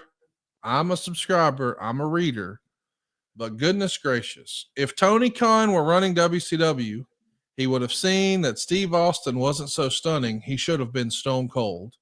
He would have pursued a Canadian NFL washout, a Canadian League football player, and said, "We're going to call you The Rock. I know you're calling yourself Flex Kavana, but we're going to switch that up." And the collapse that happened for WCW in the year 2000, that definitely wouldn't have happened. And the only good idea that Eric Bischoff had was the NWO, and he clearly just stole that from New Japan. But Tony Khan would have continued to steal all those great ideas from New Japan and signed all their best guys, because everybody remembers Masahiro Chono main eventing Halloween. No, he didn't. But who could forget the time that Great Muta, he was the world champ heading into Super Bro? No, that didn't happen. This is nonsensical horseshit. What is this? It's so ridiculous. It's hard to respond to. It's all stupid. This is a good glimpse into the mind, I guess, of Dave Meltzer, and why he's regarded as such a clown when it comes to his knowledge and understanding of the wrestling business. There's something weird going on with Dave, and I don't know quite what it is. But let's just take a couple of and you pointed out a couple things that were just absurd. But yeah, Tony did so well with, I don't know, Cody and Punk. He surely wouldn't have let Steve go, even though, by the way, if you go back and listen to the podcast I did with Steve Austin way back when, we get into this. And Steve Austin said on his podcast, Eric, if I were you, I would have fired me too. But Tony's done such a great job managing talent that it's hard for Dave to believe, even though he fucked up Cody Rhodes and he fucked up CM Punk, it's been a huge disaster for his company that he's never recovered from. I recovered. I let Steve Austin go, and WCW had its greatest run ever. Tony Khan let CM Punk go, and he's been in the toilet, circling the drain ever since. So just that fact is, I think, a really clear reflection of how Dave thinks and how disconnected and out of touch he really, truly is. It's bizarre. This is now getting into this is a bizarro world. Again, the subculture, cage match ranking, dirt sheet, IWC, Dave Meltzer fans, no offense to you, Conrad, are some of the weirdest fucking people in the world that don't even know how clueless they are. Eric, the thing that really makes me scratch my head, there's a lot in here that I don't get. But for sure that it never had the 2000 descent. That implies, and I'm an AEW supporter, I'm an AEW fan, I'm going to continue to be. The 2000 collapse has already happened. What is he talking about? Well, like, that's to suggest that AEW isn't collapsing, which it clearly is. No, that's what I'm saying, though, is like the 2000 collapse, the equivalent for AEW has already happened. Yeah. I'm saying, look at where the ratings went to for Thunder and Nitro versus where they are for Collision and Dynamite. It's already happened. The big star, the Stone Cold leaving, his name's Cody Rhodes. It already everything that Dave's saying, well, this wouldn't have happened and that could have, it's already kind of happened. Like now the question is, can Tony pull the nose up? And I think we all agree, Eric, it's best for the wrestling industry and the performers in it if he does pull the nose up. Like if AEW goes out of business, it's not like there will be other networks jumping at the chance to televise wrestling. Quite the opposite. Like you need it to be successful in order for there to be a third. Like right now, in theory, we have two viable national options, and TNA feels like it's bubbling up. They've got big announcements coming. It feels like there's big stuff on the horizon for them. It would be really great if we were back to there was a strong three. But man, if we go back to it's just WWE, the whole industry could be forever changed. So no one is beating the drum wanting Tony Khan to not be successful. Quite the opposite. But the hard work starts now. Like all the bad things have already happened. Now you got to pull the nose up, right? I just don't get how we're saying those things wouldn't have happened. It's like, dude, they already did. Because Dave is clueless and disconnected. And that's it. He's emotionally invested in Tony and what Tony's doing and thinks it's the right thing to do and refuses to take a look at reality. And I think that tweet is just a perfect example of just how disconnected and delusional Dave Meltzer really is. How long have you felt like Dave Meltzer had a hard on for you personally? Just with the way he writes, like he could copy New Japan as well, and maybe more than just one angle because he'd study. Yeah, and and I don't really want to spend a lot of time talking about this, but there was never an NWO-like angle in New Japan. Like, what the fuck is he even talking about? Was there ever an angle? If you look at the two guys, the way I set up the NWO and the third man being Hogan and turning heel, the babyface turning heel and taking over the company and all the things that we did that made NWO successful. Can you point me to one scene in a New Japan show that looked like it could have been similar? What Dave did, because he's Dave and has whatever challenges he has, is he heard me say once the inspiration for the NWO angle started initially when I was going to Japan on a regular basis. And I was trying to analyze for myself, why is it that in the United States, both WWE, WWF at the time, and WCW were dying. The WWE house show business was horrible and getting worse by the day. WCW was worse than that. I'd go to Japan and there'd be 40, 50,000 people in the arena at a $100 ticket average, by the way. This was back in the 90s. And they'd show up wearing suits. Why was there such a disparity in the way wrestling was treated in Japan and the way that wrestling was treated in the United States? And what I took away from being in Japan and seeing those major differences between the New Japan product and the WWE, or excuse me, the American product, WWE and WCW, was that one was treated more seriously. It wasn't a human cartoon. There were no midget dentists. There was no IRS guys. There was no clowns. It was presented as a more legitimate sport, a more reality-based sport or product. That's what I took away. But somehow in Dave's fucked up mind and weirdness, he equates that to me imitating an angle that I saw.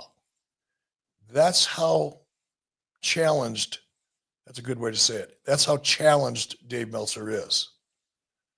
And he keeps going back to it. And it's funny because he if it were true, he could point it out and he'd have it all laid out. But it's not true. It never fucking happened. There was no NWO angle going on in New Japan when I was going back and forth there. It didn't fucking exist except for in Dave Meltzer's challenged mind. He's just making shit up, as he often does, to make himself sound like he knows what he's talking about when he clearly doesn't. Well, something we know a lot about around here are hard-ons. And we learned a lot thanks to our friends at Blue Chew. It's an online service that delivers you the same active ingredients as Viagra, Cialis, and Levitra, but at a fraction of the cost and in a chewable form. It's like nitro for your ding-dong. It's like dynamite for your sex life. We're going to get a high water mark here. What if you stayed hard for 83 weeks in a row? Okay, maybe you should see a doctor on that. But here's what's great. These Blue Chew tablets, they're made here in the USA. They're prepared and shipped directly to your door. And the best part is it's all online.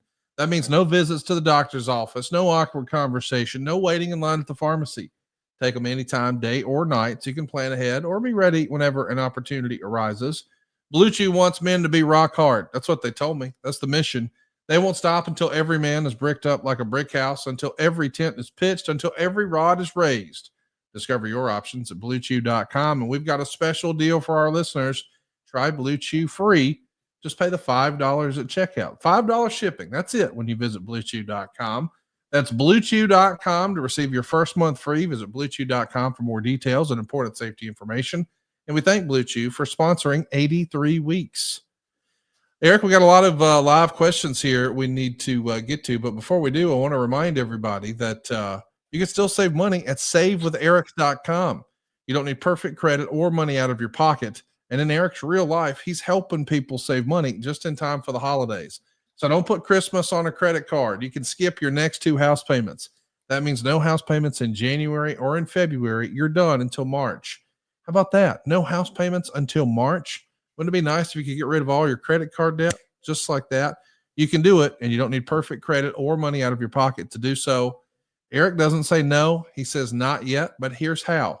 And I know this may be news to you, but Eric's been licensed and doing mortgages for more than 2 years now, and he'd be glad to help your family with my family at SaveWithEric.com. That's SaveWithEric.com. Eric, we saw a lot of back and forth about all the Dave Meltzer stuff and talking heads this week, but we've got a lot of live questions that we need to get to. First of all, shout out to Jason Carney. He's just joined us here at 83weeks.com. Appreciate you throwing in and donating to the cause today. Vin says, reminds me of when Dave said Vince lucked into Austin and Rock. Dave tries to position narratives because of his vendetta with people like Eric and VKM. Yeah, well, it is interesting how quickly he's able to, at times, sort of dismiss the success of others. Like, oh, they didn't do much. Oh, they only did this. Like, he certainly has his favorites, and I don't guess that makes him all that different from everybody else on earth. But I do think when you're wearing the journalistic hat, people have a different expectation. But the very nature of him rating matches and giving a star system means it's less objective and it's more subjective. He's not really a journalist. He's an entertainer, right? He's a clown. Okay. Because he thinks he's a journalist. And he tries so hard. Like, he'll tell you about all the participation trophies he got from people that don't fucking matter to try to add some credibility to his existence. Or he'll talk about how he teaches at colleges and, like he studies. He's always using the word study like he's a student of something. He's a fucking wrestling nerd clown that charges people money to read his silly shit. I'll give him credit for that. He's made a living, taking people's money and convincing them that he knows things he doesn't know. But that's got to get increasingly more difficult. Dave had it great before. It's one of the reasons he hates podcasters. He's always, taking shots at podcasters. Well, yeah, a lot of people take shots at podcasters because podcasting has much more influence over just about every aspect of our life now than any other form of media, including dirt sheets.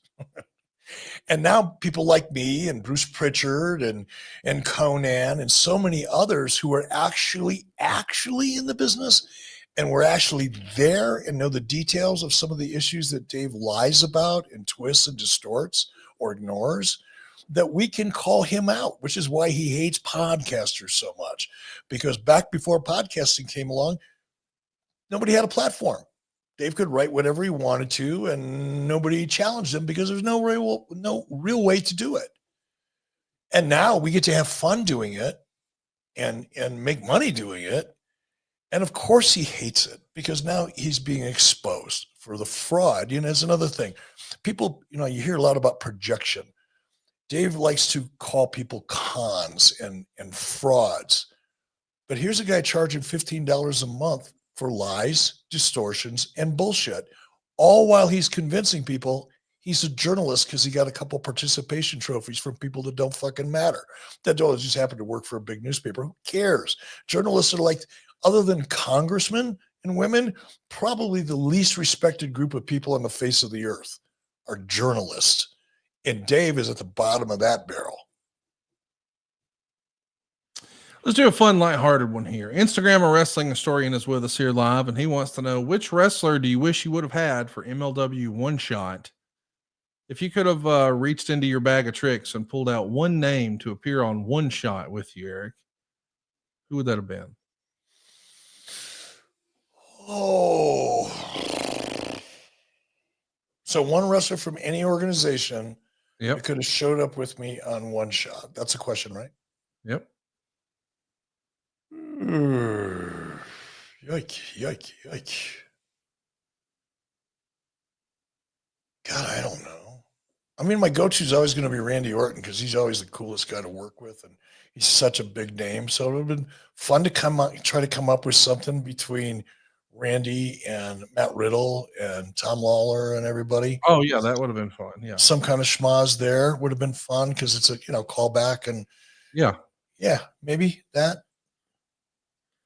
Hey, it's unrelated, and we are going to get to some of these questions. They're continuing to pour in here. Appreciate you guys being here with us at 83weeks.com. Hit that subscribe button. Turn on your notifications bell if you haven't already. You never know when we're going to go live again. Who would have thought earlier this week we'd be live on Sunday? I do want to remind you, though, we will be live this Saturday night, just moments after WWE brings back Saturday night's main event. We're going to be live here immediately following Saturday night's main event.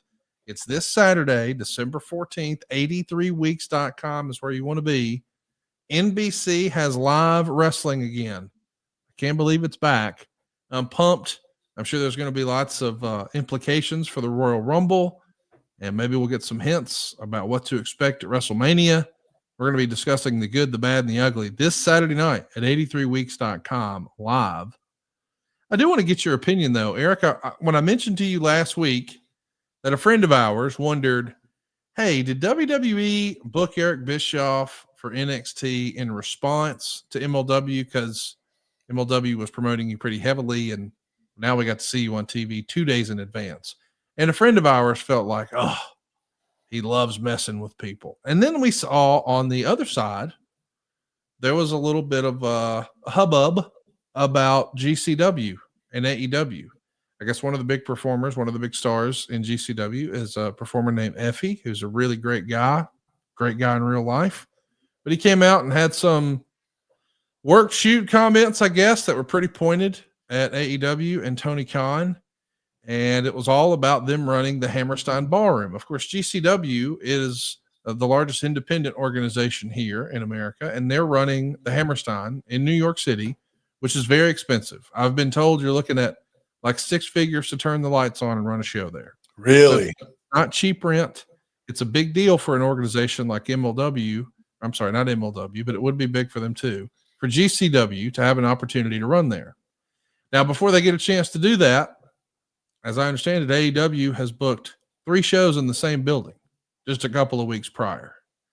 And I guess Effie, as a point of pride, wanted to go defend his company and say he didn't feel like that was fair. And well, around that same time, they had announced that Ricky Starks, who is an AEW contracted performer, was going to be working and doing some appearances for GCW. And now AEW has canceled all those. And they've also come out and announced that Matt Cardona, who's been sort of like one of their main stars, one of the flag bearers, the pillars, if you will, of GCW for the last few years, he's going to be wrestling Chris Jericho for the Ring of Honor pay-per-view in that same building, the Hammerstein, for the Ring of Honor world title. So it does feel like a lot of people on the GCW side of things have their feelings on their shoulders right now. They're wearing it on their sleeves. Hey, AEW's picking on us. They pulled Ricky Starks off of the GCW show. Now they're booking one of our guys to wrestle in the same building before we get a chance to run there. What say you? Feels very Eric Bischoff of Tony Khan. Oh, does any of it really matter? I mean, I'm sure it does to the people involved. Don't get me wrong. But in the big scheme of things, it's not going to change GCW's trajectory. They're doing great. They continue to do great. Yeah, this is probably a bit of a kick in the teeth for them, but 2 days later, it won't matter. I wouldn't stress over it. I think if I were Brett Lauderdale of GCW, I'd kind of take this as a compliment. Yeah. When you got a guy who's spending the hundreds of millions of dollars that he is trying to become a legitimate wrestling organization and failing miserably, but yet takes the time to screw with an independent organization, that's called fear. And I think that's a wonderful thing. And that's, if I was Brett, that's the way I would take it. He's afraid of you, Brett. And he's, Tony's got all the money in the world, so he can afford to lose money. He could care less. That's why he's keeping so many people under contract when he has no intention of ever using them, because the money doesn't matter to him. It's the perception and the ego that matters to Tony. So for such a long time, Tony, I think perhaps because of his proximity to the NFL and maybe to a lesser degree soccer in the UK, where trades and free agents was such an important part of those businesses, and it is, that Tony somehow thinks that it actually matters to the same degree in professional wrestling, and it really doesn't. Doesn't mean that there aren't some major talents that, if you can acquire them, at least on paper, should make a difference. It doesn't in AEW. In fact, we've seen so many of them come in with all the hope in the world. They're all going to be game changers, change the game forever, or reinvent the business, and fall flat on their face, Mercedes Moné. And just about everybody else, through no fault of their own necessarily. That I think Tony's so heavily invested in the idea of free agency and trades that the idea of losing somebody, and again, go back to Cody, go back to Punk, he's so fearful in the marrow of his tiny little bones of perceiving to be on a losing end of a talent acquisition, that he doesn't care about the money and he'll burn it. And that's what he's doing right now. He's trying to buy credibility. He's trying to buy one-upmanship. And it doesn't matter. At the end of the day, it's not going to matter to GCW and it's not going to matter to AEW. They're going to continue to circle the drain until they're finally flushed. And GCW will continue to grow and find new opportunities. So I wouldn't sweat it. Did you just say his tiny little bones? Yeah. He's a little dweeb. Him and Brian Alvarez. You can put him in your pocket and take him for a walk. His tiny little bones. I don't know. Like it's a fish dish or something. Hey, Travelocity's with us here live. Shout out to you, man. Mr. Bischoff, hope you're well. Do you think LA Knight and CM Punk will be world champions next year? I'm a mark for both. Sue me. Not really. Have a good day. Yeah, I think it does lend itself to LA Knight being in the title picture now that he's lost the, for lack of a better word, the mid-card belt. CM Punk's always in the mix. I could see either one of those happening next year, Eric. I think I hope to see it for LA Knight just because I'm so impressed with his journey and how he's gotten to where he is. I think it's a great wrestling story, real life story, not fictional storyline story. Just, I admire him so much. And I don't even know him. I don't think we've ever even had a conversation.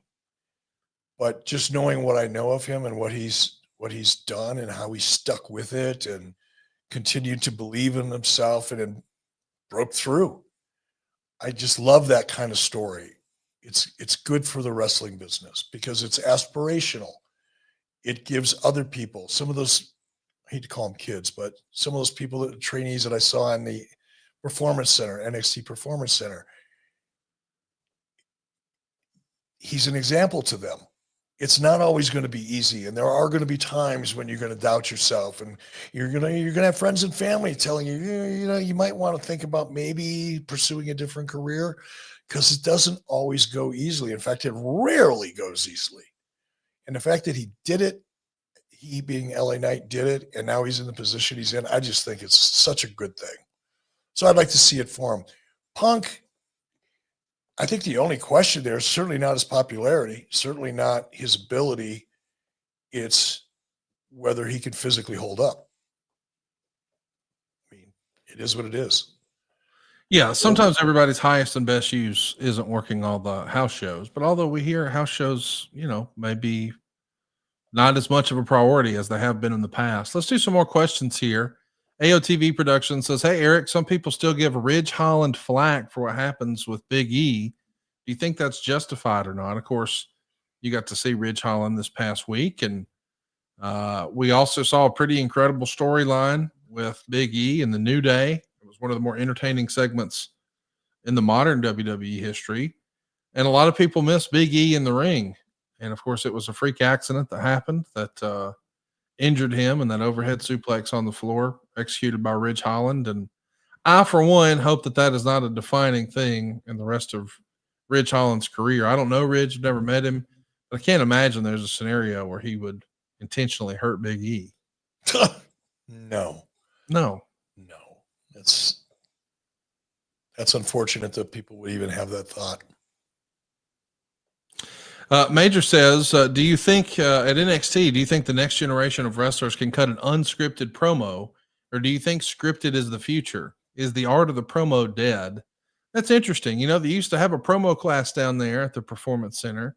Do you think we'll ever get back to that, especially now that in theory we might have more programming on streaming? So the hard breaks and hard outs time-wise and some of the limitations of things you can or cannot say on television, if some of those parameters disappear, could it create an atmosphere where we're more likely to try unscripted? Or is that just wishful thinking that's never coming back?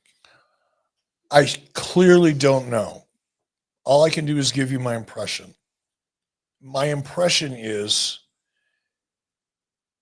that, at least in my case, the adherence to a script was really not that big a deal.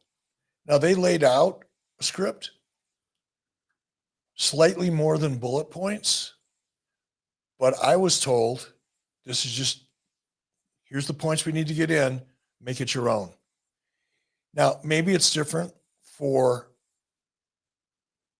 the NXT, the developmental talent. Perhaps they want them to get used to memorizing and getting familiar with scripts and delivering them first before they allow them to improv a little bit. But the general impression I got is that talent in NXT probably will have to get used to memorizing, but there'll be an emphasis on developing your ability to deliver your script, to deliver your content in a very natural, authentic way. I would be hopeful, just based on what I saw. Just based on what I saw, I would be hopeful that you'll see, because I also, Paul Levesque knows, Shawn Michaels knows, the guys there that are teaching and training, they know that the real art to promo is being able to take something that's written for you and make it your own in your own way. That's where the connection happens.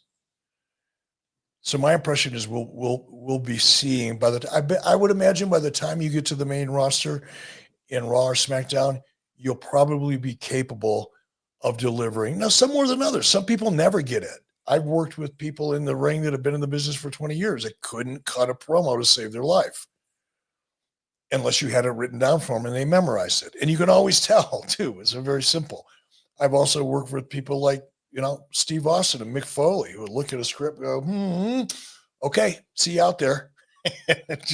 And then you just go with what you got. But they were so good at it. That's why they became superstars. And I think Paul, and I've never had this conversation with him, but I'm pretty sure just based on where Paul came from and his experience and understanding that the best promos in the world don't come from a hard script, that you'll probably see an opportunity for NXT talent to develop that ability. That's the best way to say it. Well, what we want good promos. We don't want shitty promos. I mean, if it's good, it's good. And if it's bad, it's bad. And speaking of good shit, can I recommend Tushy? I'm such a big believer in this product. Eric and I have both been big believers in Tushy for years. We're thrilled that they're finally a sponsor here. And I got to tell you, this is the gift that everybody needs and they don't think they need. I've never recommended a Tushy. It's a modern bidet for people who poop. And usually when you hear the word poop, you think, oh, well, that's not something we want to talk about. And if you hear bidet, you're like, well, that's all highfalutin. Buddy, let me just be honest with you. If you are still doing it the old fashioned way, you are missing out. It is barbaric. It is a damn shame that you don't have a Tushy. I'm a big believer in this. I feel cleaner. It just makes sense. I mean, let's just give you another example. You wouldn't go out and work in your garden and then come in and take a dry paper towel and run your hands across the paper towel and say, all good, I'm clean, I'm good to go. No, you would know better than that. You need to get some water on those hands, on that dirt. Come on. That's what Tushy is all about. It fits. It's easy. It's fast. I can't recommend it enough. Go right now and visit hellotushy.com to see this week's savings on bidets, bundles, and instant bathroom upgrades. Right now, Tushy and their bidet, it's dropping deep discounts on their bidet life essentials that'll just transform your bathroom habits. It's going to be cleaner. It's going to be better. Like, I've got a friend of ours. I'll just tell it plainly. Our friend, the gimmick attorney, Mr. Mike Dawkins, a few years ago, he visited my home and he noticed that every bathroom had a Tushy. He went home and he got a Tushy. And everyone in the household, especially his wife, will say, this is a waste of time. This is a waste of money. What are you doing it? Before he knew it, the kids, I'm talking young boy and girl, are both going to dad's room to use the bathroom. Not so dumb now. Those kids who had things like Xbox on their list from Santa Claus, now a Tushy for their bathroom was on the list. I'm not making that up. The Tushy bidet easily attaches to your existing toilet. You don't need any additional plumbing or electricity, and you get a precise stream of water that's going to remove 99% of bacteria when compared to wiping with toilet paper. What are you doing? Installation's simple. It takes about 10 minutes. Literally anyone can do it. All you do is sit down and take care of your business. Turn the knob on. You get refreshing stream of water, clean water. When you're done, pat that rascal dry. You're finished. That's it. It's a no-brainer. I can't recommend it enough. Eric uses it. I use it. You should too. Every Tushy bidet comes with a 30-day hassle-free return and a 12-month warranty. So give the gift of practical luxury that benefits everyone in the household. Go right now to hellotushy.com/83weeks to grab your deal before it's gone. Don't forget to give us a shout out and let them know while you're there that we sent you. That's hellotushy.com, HELLOTUSHY.com/83 weeks for the best gift this holiday season. Eric, let's clean some shit up here on the show and then we'll move along.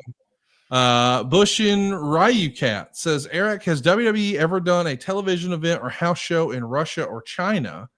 Or has WWE, I know WWE has gotten talent from China, but were they allowed to wrestle there? They did wrestle there in 2017, but I get where the question's going. Do you think now, since there's this new global initiative, do you think we'll see WWE wrestle in China in 2025? God, I don't know. That's a fascinating question. I've never thought about that. Yeah, I have no idea. I don't know how much exposure the Chinese population gets to Western culture. It's a communist country. Everything is absolutely 100% controlled by the government. The exception would probably be Singapore and Hong Kong. It's not really China, but same thing. Or Hong Kong is now, I guess. But if there's not a lot of exposure to professional wrestling, I kind of doubt it. It's a little bit like when I went to North Korea. And yeah, there was, I don't even remember how many, 350,000 people over the course of 2 nights. None of them had ever seen professional wrestling before. So it was weird. They didn't know what to make of it or how to react. So I can't imagine there'd be a commercially viable reason for WWE to go to China unless it was subsidized by the Chinese government. And that's a whole different, a little bit like Saudi. That's a whole different thing. Possibly. I think it would be cool as hell. That's a frontier. Man, if you could crack that market, that in India, if you could crack those 2 markets, home free. Bush and Ryucat says, and this is for Conrad, am I wrong or do I remember you hosted the reveal of AEW in Florida event? Yeah, that's correct. At the time, Jim Ross was still under contract to WWE. He was unavailable. So I was sort of the placeholder, I guess, with Alex Marvez there in Jacksonville. And then again, for the pay-per-view kickoff for Double or Nothing, the very first AEW show. But obviously, once JR was there, they didn't need any heavy set people with Southern accents up there anymore. David Hernandez says, I cracked up when you said, when you could just wake up in the morning and say to yourself, I think I'm going to fire someone today. Haha, that's great stuff. AOTV Production says it feels like Tony is trying to convince everyone, including himself, that there's nothing wrong with AEW. And when someone says otherwise, it bothers him. I mean, do you think that that's the case? Do you think Tony Khan is thin-skinned? I mean, he's getting it from every direction. I don't think he's thin-skinned. I think he is. I know too many people that work directly with Tony. I think he's beyond thin skin. I think he has a hard time dealing with anything emotional. Hey, Eric, what do you think it's going to take for Tony to realize Dave Meltzer isn't the best person to go to for advice on what to do? AOTV Productions. I mean, it feels like he's probably already figured that out. All of a sudden, in the last 6 months or so, Dave Meltzer has been a lot more vocally critical about AEW than he has been. It's because he's trying to protect whatever's left of his subscriber base. I mean, even the most diehard AEW fans got to look at some of the stuff that Dave is writing and going, fuck, dude, what are you on? So I'm going to imagine Dave's trying to mitigate some of the credibility loss that he's taken over the last couple of years and trying to present himself as being a little bit more balanced. But then he completely blows himself out of the water with that post that you showed us a little later, talking about Tony being in charge of WCW. First of all, just to finish up on that thought, it just occurred to me, were Tony running WCW, that means Tony would have been working for Turner Broadcasting at that point in time? Correct. Tony wouldn't have lasted a month in a real world environment where money actually does matter and the bottom line does matter. Tony would have lasted a month, but not 2. But I think with Tony, I don't know. It's hard. I kind of give up predicting what's going through Tony's mind and what it's going to take for him to realize. If he doesn't realize it by now, he's never going to. He keeps doing this. If he does realize it, when is he going to act on it? If he does realize it, when is he going to start putting together compelling storylines? When he is going to do it, when is he going to start taking control over the product itself and not letting the entire roster do whatever the fuck they want to do whenever they want to do it, which is what's happening now. No matter what anybody says publicly, we all know what's going on behind the scenes. It's a fucking madhouse. And as long as he continues to let that happen, nothing will change. It's only going to continue to circle the drain. Do you think he needs more delegation? He needs to delegate more? I think Tony should absolutely bring in somebody that knows what the fuck they're doing, that actually has some leadership experience. And Tony should be able to find a way to be proud of putting the pieces. That's what a good producer is. A producer is nothing more, television producer is, and that's what Tony is nothing more than the guy who's really good at putting the right pieces together. It doesn't mean that you're good at doing everything. It doesn't mean that you're good at running the camera or that you're good at running the audio board or that you're good at writing or that you're good at anything in particular. It means that you're smart enough and talented enough to know where to find the right people to do those things. That's what a good producer does. He puts the right people in place, the right pieces in place. And if Tony could learn that nobody's ever going to look at Tony Khan and go, wow, he's a great booker. He saved the wrestling business. That's a joke. But if Tony could find a way to be satisfied with the idea that he was smart enough and had the resources, which he does, to put the right pieces together, AEW could be successful. Look, as long as they've got the resources, and they do, and as long as they have a television platform, and they do, there's hope. Some hope. But that hope will only manifest if Tony is smart enough to back away from the things that he's not good at, which is leadership, management, and which is creative. And it's not that hard to find people that could fill those roles. It's really not. It's his ego and his pride that are keeping him from doing it. David Newman just joined us here at 83weeks.com. Thank you for signing up and joining with us here at 83weeks.com. Franklin says IWC helped kill AEW with elitist BS pushing people away. That's an interesting take, but I have seen that a lot, that they feel like there is a contingent of fans who feel like, they've been sort of talked down to. Like, if you don't like AEW, it's because you don't appreciate good wrestling and blah, blah, blah. Do you think that the vocal minority have helped alienate some of the wrestling fan base? Absolutely. And I made that point early on. That's the Meltzer effect.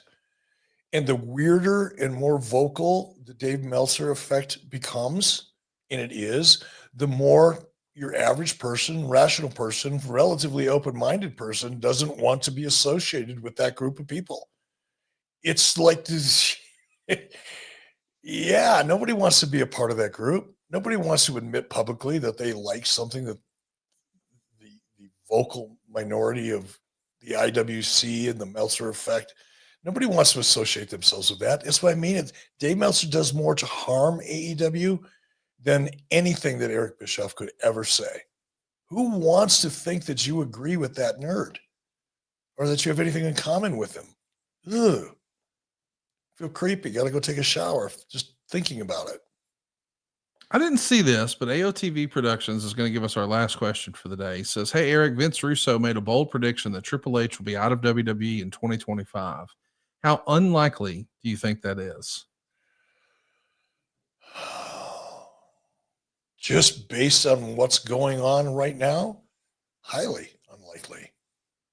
I mean, I don't know what basis Russo has to say that. But from a performance perspective, I'm sorry.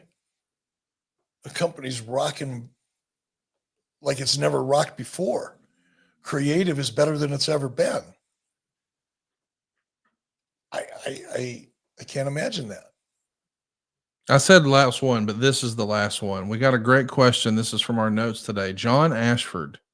He points out something that, boy, it stands out for me to ask you. Will WWE have to keep Hogan and Jesse Ventura separated during Saturday night's main event? Allegedly, they're both going to be at Saturday night's main event. They haven't seen each other in a long time, I'm sure. I know that Jesse is not necessarily the biggest Hogan fan, and I'm sure the feeling's mutual. You think they're going to have separate dressing rooms, brother? I don't know about Jesse. I haven't spoken to Jesse since 94. We all change. Everybody changes. Everybody evolves. Yes. So does Jesse have the same? Because back in 94 is one of the reasons I let Jesse go is he just couldn't keep his opinions to himself. And I don't mean publicly. I mean backstage with everybody. He was a morale killer. Which is why I fired him, to be honest. But maybe things are different for Jesse now, or not. I don't know. I can talk about Hulk though. Can't speak for him, but I know who Terry Bollea is, and he's not a guy that holds a grudge. He's at this point in his life, I think he's more just interested in getting along with everybody and having a good time and making the most out of any situation he's in. So I don't think there'll be any issues on Hulk's side of the equation. And I certainly can't speak for Jesse because I haven't talked to him in quite a while. It's going to be a lot to talk about this Saturday night. It's back. Saturday night's main event will be live on Peacock and on NBC. And immediately following, we want you to join us here live at 83weeks.com. It's this Saturday, December 14th, immediately following Saturday night's main event. Don't you dare miss it.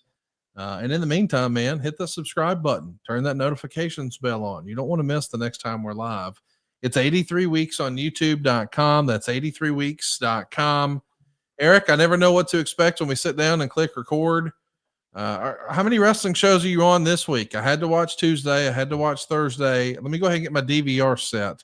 I know we're watching together on Saturday, but are you on Monday Night Raw this week? Are you on SmackDown? You're not on Dynamite, are you? What's going on this week? No, I get a call about once every 18 months, so I think we're good for a while. Well, make plans to join us, boys and girls. This Saturday night, it's back. Saturday night's main event, and we'll be live right here on 83weeks.com.